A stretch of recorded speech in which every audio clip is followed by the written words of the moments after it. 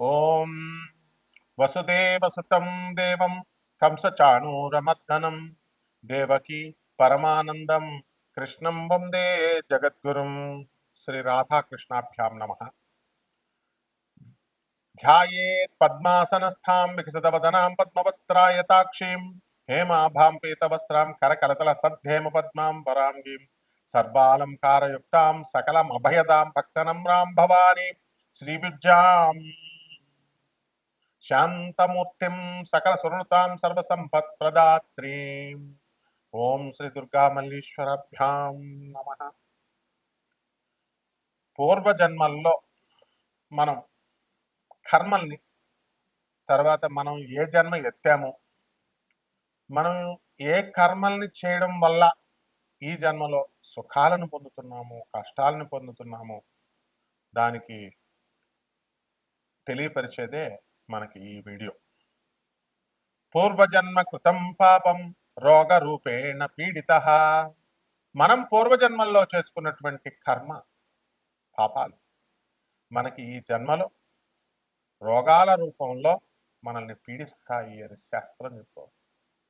శ్రీ గురు చరిత్రలో గురుదేవులైనటువంటి శ్రీ నృసింహ సరస్వతి స్వాముల వారు తన సొంత చెల్లి అయినటువంటి ఆమె శ్రీపాద వల్లభ అవతారంలో కూడా తన సొంత చెల్లికి, నువ్వు పూర్వజన్మ కర్మలు చేయడం వల్లమ్మా, నువ్వు భార్యాభర్తల్ని విడదీయడం వల్ల నీకు వైధవ్య యోగం ఉంది, నీకు కుష్టు వ్యాధి వస్తుంది అని చెబితే, అయ్యా బాబోయ్ అని చెప్పి, అన్న నువ్వు నా సొంత సాక్షాత్తు శ్రీమన్ నారాయణమూర్తివి, నువ్వు బ్రహ్మ విష్ణు శివుడు రూపానివి, నువ్వు ఉండి నా అన్నమయ్య ఉండి నాకు ఇలా చెప్తే మామూలు వాళ్ళ పరిస్థితి ఏంటి బాబోయ్, నన్ను రక్షించంటే అప్పుడు స్వామివారు ఏం చేస్తారు తెలుసా?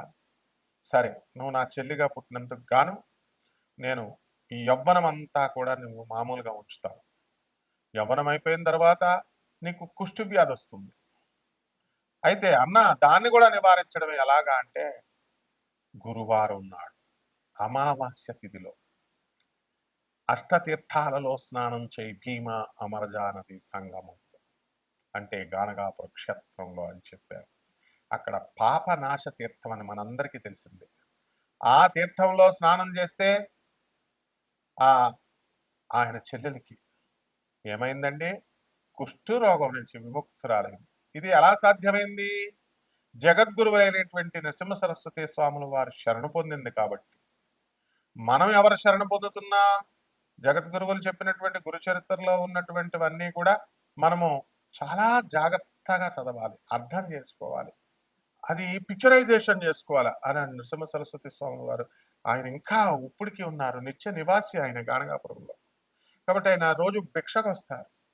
అరే నేను ఉన్నానురా మొగుడా అంటే మనము ఆయన్ని ఎంత భక్తి ప్రపత్తులతో మనం పూజించుకోవాలి. అలా పూజించేటటువంటి వాళ్ళ యొక్క కర్మని స్వామివారు ఇలా ఎడం చేత్తో తొలగించేస్తారు. Under the special discretion powers of the Jagadguru status, I, the Lord Nrsimha Saraswati dismisses the bad karmic actions అని ఒక్క మాటతో నల్లిఫై చేసేస్తాడు. కాబట్టి ఈ పూర్వజన్మలనేటటువంటివి ఖచ్చితంగా మనకి కేతువు సూచిస్తాడు. నాకు ఒక క్లయింట్ ఫోన్ చేశాడు, గురువు గారండి నాకు అర్ధాష్టమ కేతు ఉన్నాడు, నాకు ఎప్పుడు కూడా, ఆయన ఫారెన్లో ఉంటున్నాడు, నాకు ఎప్పుడు కూడా పూర్వజన్మలు గుర్తొస్తూ ఉంటాయి. నాకు కేతు టైంలో నేను ఎవరికండి ఈ కూర్మంలో ఉన్నటువంటి ఆశ్రమం కడుతున్నారు కదా ఇస్కాన్ వాళ్ళు, వాళ్ళకి నేను 4 లక్షలు ఇచ్చానండి ఒకసారి ఫోన్ చేసి, మళ్ళీ ఇంకొకసారి అడిగితే 3 లక్షలు ఇచ్చానండి. ఇలా వాళ్ళు ఆయన చెప్పుకుంటూ వచ్చాడు. నాకు 4-3 ఈ నెంబర్సే నా లైఫ్లో వస్తున్నాయండి. అతను చెప్పింది వాస్తవం. కారణం ఏంటో తెలుసా? మన జీవితంలో కొన్ని నెంబర్స్ వస్తూ ఉంటాయి. నెంబర్స్ రూపంలో ప్రతి మనిషి జీవితంలో కూడా కొన్ని నెంబర్లు మన జీవితంలో వస్తూ ఉంటాయి. అతని అబ్జర్వేషన్ కరెక్ట్. 4-3 కేతు. అలాగే ఇంకొక అతను పాన్ కార్డ్ నెంబర్ తీసుకున్నా, ఆధార్ కార్డ్ నెంబర్ కౌంట్ చేసిన, బండి నెంబర్ కౌంట్ చేసిన, ఇలా అంతా కూడా ఒకటే నెంబర్ వస్తుందండి, అది కేతు అండి అని ఇలా చాలా మంది అంటూ ఉంటారు. కాబట్టి మన కేతువు ఏ ఏ స్థానాలలో ఉంటాడు అనేటటువంటిది అది టెక్నికల్ పార్ట్, అది పండితులకు అవసరం. సామాన్య మనిషికి కావాల్సింది ఏంటంటే ఆయా స్థానాలను బట్టి కేతువు మన పూర్వ జన్మల్ని మనకి ఆయన తెలియజేస్తాడు అనేటటువంటిది స్పష్టంగా అర్థమవుతూ ఉంటుంది. జగద్గురువులైనటువంటి ప్రభాత రంజన్ సర్కార్ ఆనందమూర్తుల వారు తన దగ్గరకు వచ్చినటువంటి భక్తులకి పర్సనల్ కాంటాక్ట్ ఇచ్చేవారు. అంటే ఇప్పుడు ఉన్న స్వామీజీలు ఇస్తున్నట్టుగా కాదు. వాళ్ళు మేము నీకు పూర్వజన్మ గుర్తు చేస్తాం అట్లా కాదు నాయన. ఆయన రామకృష్ణ పరమహంసల వారి గురువైనటువంటి తోతాపురికే మోక్షాన్ని ఇచ్చారు. సిబిఐనే ఒంటి చేత్తో ఛాలెంజ్ చేసి తన్ని ఎంత ఇబ్బంది పెట్టినా సరే, విషమిచ్చినా సరే సిబిఐని, ఆ విషాన్ని ఇక్కడ ఆపేశాడు ఆయన.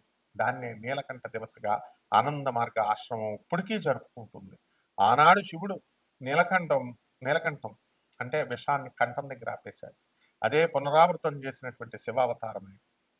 అటువంటి జగద్గురువులు నీతూ అంబానీకి, ముఖేష్ అంబానీకి, సుశీల్ గోయంకాకి, సీమా గోయంకాకి, కుమార్ మంగళం బిర్లాకి, ఇలా తన దగ్గరకు వచ్చినటువంటి ప్రతి ఒక్కరికి doctor Ravi Batra South Methodist University professor, ఎకనామిక్స్లో నోబెల్ ప్రైజ్ విన్నర్ 1993 అని కొడితే వచ్చేస్తుంది. అతను వికీపీడియా చూడండి, పిఆర్ సర్కార్ వల్లే నాకు నోబెల్ ప్రైజ్ వచ్చిందంటారు. మరి అటువంటి స్థాయి గురువు గారు ఇచ్చారు పర్సనల్ కాంటాక్ట్.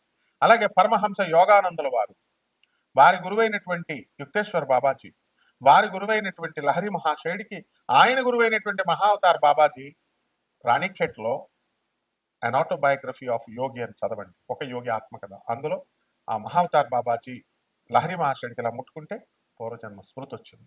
ఆ గుహలోకి వెళ్ళు, ఆ కమండలం ఏమిటి, ఆ దుప్పటి ఏమిటి, దుమ్ము పట్టి ఉంది అంటే ఏమిటో నాకు గుర్తు రావట్లేదు గురువుగారు అంటే, బయటకు రాగానే ఇలా ముట్టుకోగానే పూర్వజన్మ స్మృతి, ఇది నాదే, నేను పూర్వజన్మలో తపస్సు చేసి ఇదంతా చనిపోయాను అన్నారు. అదంతా ఆ కథ అంతా అందులో చదువుకోండి. ఆ తర్వాత నువ్వు చనిపోయిన తర్వాత ఏ తల్లి గర్భంలోకి వెళ్ళావు, చిన్న పిల్లాడుగా నువ్వు ఎలా పుట్టావు, పెరిగావు, తర్వాత నీకు జాబ్ ఇప్పించింది నేనే, ఇదంతా కూడా స్పిరిచువల్ మాస్టర్స్ చెప్పేది. ఆ స్థాయి మాస్టర్స్ ఇప్పుడు ఉన్నటువంటి వాళ్ళు కాదు. కాబట్టి మీ యొక్క వ్యక్తిగత జాతకాలలో మీ యొక్క కేతువు పొజిషన్ బట్టి మనము పూర్వజన్మ ఏంటి అని చెప్పచ్చు. నాడీ గ్రంథాలు ఆ కాలంలో ఉండేవి వైదిక కోవిల్లో. మరి అప్పుడు ఖచ్చితంగా కొంతవరకు రూఢి చేయగలిగేవారు. ఇప్పుడు లేవు, అవి కూడా కలుషితం అయిపోయినాయి అవన్నీ కూడా. అది వైదీశ్వర కోవిలమని ఎక్కడన్నా అవనియండి, మీ పేర్లు అడుగుతారు, మీ మొదటి అక్షరం అడుగుతారు, మీ తల్లిదండ్రులు ఎవరు, మీ రాముల వారి పేర్లలోన, మీ అమ్మ పేర్లు లక్ష్మీదేవి పేర్లలో ఉంది, నలుగురా ముగ్గురా అన్నదమ్ములు మీరు ఇద్దరా, ఒక తాళపత్ర గ్రంథంలో ఆకులో ఇలా ఉంది, ఇంకొక ఆకులో ఇలా ఉంది అని ఇలా చెప్తూ ఉంటారు. ర్యాండమ్గా ప్రాబబుల్గా వాళ్ళు ఏం చేస్తారంటే they will think over and వాళ్ళు అంచనా వేస్తారు, they will imagine and they will tell something. So ఇట్లాంటివి కాదు నేను చెప్పినటువంటి ప్రభాత రంజన్ సర్కార్ ఆనందమూర్తి గారు, రమణ మహర్షుల వారు, స్వామి వివేకానంద, రామకృష్ణ పరమహంస, మహావతార్ బాబాజీ, లారీ మాస్టర్, వాడికి మన స్పిరిచువల్ మాస్టర్స్ వాళ్ళు వెంటనే మనకి మన పూర్వజన్మ ఏంటనేది వాళ్ళు చెప్పేవారు. కాబట్టి ఖచ్చితంగా కేతు 12 ఉన్నటువంటి వాళ్ళందరికీ కూడా ఇది ఆఖరి జన్మ, మళ్ళీ జన్మ లేదు మనందరికీ కూడా అటువంటి వాళ్ళకి. కాబట్టి జాగ్రత్తగా వాళ్ళంతా కూడా సాధన చేసుకోవాలి. ఏం చేసుకోవాలన్నది మీ వ్యక్తిగత జాతకాలను పరిశీలిస్తే మీరు పూర్వజన్మలో ఏంటన్నది అవలీలగా చెప్పొచ్చు. దానికోసం మీరు మాకు ఫోన్ చేయండి, బర్త్ డీటెయిల్స్ ఇవ్వండి, తర్వాత టైమింగ్ పెట్టండి. ఆ తర్వాత మా యుఎస్ఏ నెంబర్ ఇవ్వడం జరిగింది, అలాగే ఇండియా నెంబర్ ఇవ్వడం జరిగింది. తెలుసుకోండి చక్కగా, సద్గురువుల్ని పట్టుకోండి, చక్కగా మీ జన్మల్లో చేసినటువంటి ఆ పాపాలు ఏమిటి వాటిని రెక్టిఫై చేసుకోండి. అండ్ శ్రద్ధ ఉండాలి. ఏదో ఒకసారి ఫోన్ చేసేసి గురుగారు నేను పూర్వజన్మలో ఏంటండి అని అడిగేసి మళ్ళీ వదిలేస్తే అలా వర్కౌట్ అవుతుంది. గురువుని పట్టుకోవాలి ఫస్ట్. ఆ గురువుని జగద్గురువులు వాళ్ళతో అటాచ్మెంట్ ఉంటేనే, వాళ్ళతో కంటిన్యూస్గా మీరు మెడిటేషన్ అవనియండి, వాళ్ళు చెప్పిన ఐడియాలజీని పాటిస్తూ, వాళ్ళు చెప్పిన మిషన్లో మీరు పాల్గొంటూ, అనాథల పట్ల, సాధువుల పట్ల మీరు జాలి దయ కలిగి వాళ్ళకి సేవ చేసుకున్నప్పుడే you will be able to know, you will be able to understand. I was mystery, I am mystery, I will be mystery అని చెప్తారు ఈ స్పిరిచువల్ మాస్టర్స్. ప్రభాత్ రంజన్ సర్కార్. నేనెప్పటికీ కూడా మీకు అర్థం కాను. నేను రహస్యం. I am mystery. ప్రస్తుతం కూడా నేను మిస్టరీయే. I will be mystery. ఫ్యూచర్‌లో కూడా మిస్టరీయే. అలాగే if you want to I'm not this physical body. నేను ఈ యొక్క భౌతిక దేహాన్ని కాదు. If you want to understand me, నువ్వు నన్ను అర్థం చేసుకోవాలని అనుకుంటే కనుక you you work for my ideology. You work for my mission అన్నారు. ఐడియాలజీ కోసం, నేను చెప్పిన ఐడియాలజీ కోసం పాటించండి. నేను చెప్పినటువంటి మిషన్ కోసం పాటించండి అన్నారు. కాబట్టి వ్యాపార దృక్పథంతో కాకుండా నాన్ కమర్షియల్ యాటిట్యూడ్తో మేమెప్పుడు కూడా మీకు సేవ చేయడానికి సర్వదా సన్నిద్ధం. కాబట్టి అక్కడ నాకు కావాల్సింది శ్రద్ధ, తర్వాత ఇంట్రెస్ట్ ఉండాలి, అండ్ పేషెన్స్ కూడా ఉండాలి. కాబట్టి ఈ 12 రాశుల వారికి ఒక స్కెలిటన్ ఐడియాగా మనకి పూర్వజన్మల కాన్సెప్ట్ మీద ఎవరు ఏమై ఉంటారు, వాటి ప్రభావం ఎలా ఉంటుంది అనేది ఒక్కొక్క రాశిని బట్టి చూద్దాం. వృశ్చిక రాశి. ఈ పూర్వజన్మలో ఈ వృశ్చిక రాశి వారంతా కూడా అంటే తేలు లాంటి మనస్తత్వం ఉన్నటువంటి వాడు, రెప్టైల్స్ ఏదో ఒకటి అవుతుంది. అయితే వృశ్చిక రాశి వారికి అందరికీ కూడా మరి ఏం జరిగిందండి అని అంటే, కొంచెం అర్ధాష్టమ రాహు, పంచమంలో ఉన్నటువంటి శనిగ్రహం, ఆ తర్వాత అష్టమంలో ఉన్నటువంటి గురుగ్రహ ప్రభావాల వలన మీకు మీ పిల్లల నిరాదరణ వలన మీరు కొంచెం గత జన్మలో మీకు మానసిక స్థిరత్వం తప్పింది. ఎప్పుడూ వాళ్ళ గురించి ఆలోచిస్తూ తర్వాత చాలా బాధపడుతూ మీ ఆరోగ్యాన్ని క్షీణింపజేసుకున్నారు. అలాగే పంచమంలో ఉన్నటువంటి శనిగ్రహ ప్రభావం వలన కూడా పిల్లల గురించి ఆలోచన, పిల్లలతో విరోధము, ఇలాంటివన్నీ కూడా పూర్వజన్మలో జరిగినాయి. ఇకపోతే ఇంతవరకు పెద్దల యందు నమ్మకము, పెద్దల యొక్క సలహాల మేరకు మీరు వెళ్ళినటువంటి వాళ్ళంతా కూడా పూర్వజన్మలో మరి అష్టమ గురుగ్రహ ప్రభావం వలన వాళ్ళ యందు ఏదో రకమైనటువంటి ఆర్థిక ఇబ్బందుల వల్ల ఉనియండి, మరొక కారణం వల్ల ఉనియండి, వాళ్ళని ద్వేషించడం ప్రారంభించారు. అలాగే వాళ్ళతో విరోధము, ఇలాంటివన్నీ కూడా తెచ్చుకున్నారు. డయాబెటీస్ వ్యాధి అనేటటువంటిది మీకు రావడం జరిగింది.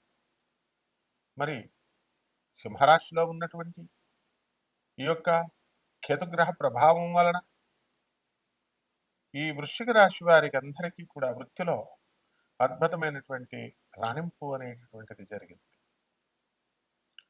మిస్టిక్గా మీరు చేయడము, గత జన్మలో మీరు సిబిఐ ఆఫీసర్స్గా, సిఐడి ఆఫీసర్లుగా మీరు రాజ్యస్థితిగతుడైనటువంటి కేతుగ్రహ ప్రభావం వలన ఉద్యోగాలు చేశారు, రహస్యాన్ని మెయింటైన్ చేశారు.